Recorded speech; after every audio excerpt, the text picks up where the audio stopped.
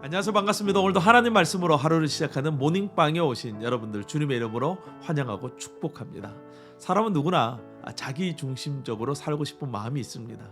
하지만 이것이 너무나도 지나쳐서 자기 중심주의가 된다면 너무나도 위험합니다. 왜냐하면 이런 사람들은 다른 사람의 상황을 이해하지 못하고, 또 이런 사람이 지도자가 된다면 그 밑에 살고 있는 백성들은 너무나도 큰 고통을 당하게 된다는 것이 인류 역사 속에서 끊임없이 나타나 있기 때문이죠. 오늘 우리가 함께 묵상할 하나님의 말씀은 다니엘서 11장 1절에서 19절 말씀입니다. 오늘 말씀 안에는 이스라엘을 중심으로 형성된 주변 나라들의 끊임없는 정복 전쟁의 역사를 기록하고 있어요. 바벨론, 페르시아, 헬라, 그리고 헬라에서 나온 4개의 왕국, 또 그 왕국들의 몰락으로 BC의 시대가 끝이 나게 됩니다. 다니엘은 페르시아가 시작하는 시점에 살고 있었죠. 페르시아의 역사에서 가장 강력한 왕은 4번째 왕인 크세르크세스 왕입니다. 크세르크세스 왕은 영하 300이라는 것으로 우리에게 잘 알려져 있습니다.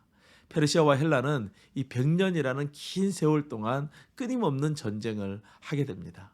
페르시아는 매우 강력했지만 영하 300에 나오는 것처럼 자기 중심적 사고에 빠진 크세르크세스와 같은 왕을 따르는 사람들은 점점 줄어들었고, 헬라의 알렉산더가 페르시아를 공격할 때 많은 지역에서 전쟁을 하지 않고도 알렉산더 대왕에 투항했고, 또 어떤 지역에서는 알렉산더 대왕이 이 지역을 정복하러 온다라는 소식을 듣고 환영식을 준비했다고 할 정도입니다.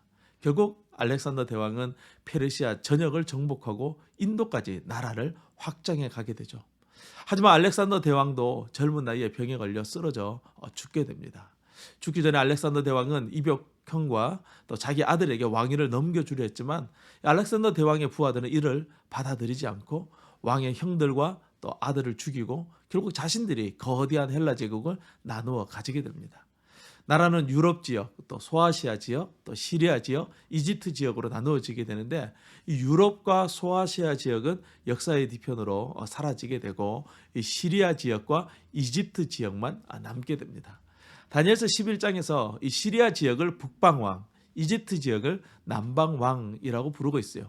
이집트 지역을 다스린 남방왕은 이 프톨레미 장군이었어요. 프톨레미 장군은 알렉산더 대왕의 오른팔로서 가장 뛰어난 장수였습니다. 반면 시리아 지역을 다스리던 장수는 셀류코스 장군이에요.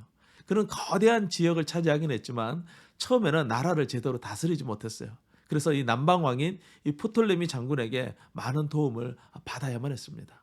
하지만 시간이 지나면서 이 북방왕 셀류코스는 점점 강해졌고, 소아시아 지역까지 흡수하면서 매우 강한 힘을 가지게 돼요. 프톨레미 왕은 강해지는 이 셀류코스 왕의 아들과 자신의 딸을 결혼시켜서 이 힘의 균형을 유지해 보려고 했지만, 이 강해진 셀류코스 왕은 남방 왕국까지 넘보게 됩니다. 결국 이 3대에 걸쳐서 이루어진 긴 전쟁에서 이 북방 왕조가 남방 왕조를 정복하게 되죠. 이때 이 남방 왕국을 정복한 왕이 안티오쿠스 3세입니다. 내일은 안티오쿠스 4세에 대해서 우리가 살펴볼 건데요. 이 안티오쿠스 왕은 헬라의 마지막 땅인 유럽 지역까지도 정복하기 위해서 수군을 이끌고 쳐들어가게 되죠. 하지만 그 유명한 이 살라미스 해전에서 헬라의 연합군이 숫자적인 열세에도 불구하고 페르시아 군대를 격파하게 됩니다. 이 전쟁은 영화 300의 후속작 이 제국의 부활이라는 영화로 많이 알려지게 됐어요. 오늘 본문은 200년간의 제국의 역사를 기록하고 있습니다. 자기 중심적인 사고에 빠진 왕들이 끝없이 욕심과 욕망에 사로잡혀 무고한 백성들과 가족을 희생하면서 전쟁을 벌이고 있는 것이죠. 하지만 위대한 왕이라 불렸던 이 모든 왕들은 역사 속으로 사라지게 되죠. 이 세상에 영원한 것은 아무것도 없습니다. 자기 중심주의의 삶은 허무와 허탈로 끝날 뿐이에요.